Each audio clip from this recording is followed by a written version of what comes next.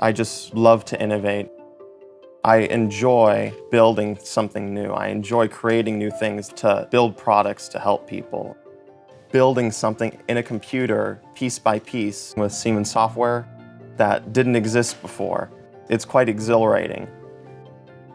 The primary motivation for our family as engineers is we will only design products either for safety, to protect lives, or to improve the quality of life. And sometimes we're building products that protect the lives of children.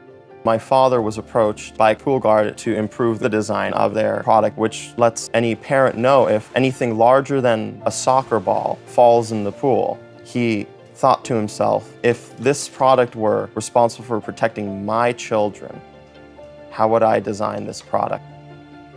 Right now, I'm responsible for overseeing the quality control as well as running the machinery to assemble the product. And I build a little chip that goes inside that's responsible for the radio transmission that allows the product to talk to the alarm inside the home. It detects the waves in the water, and the alarm will be triggered inside, letting the parents know that something happened in the pool and that they need to go check it. Designers and engineers are only as good as their tools. Siemens software is incredibly powerful.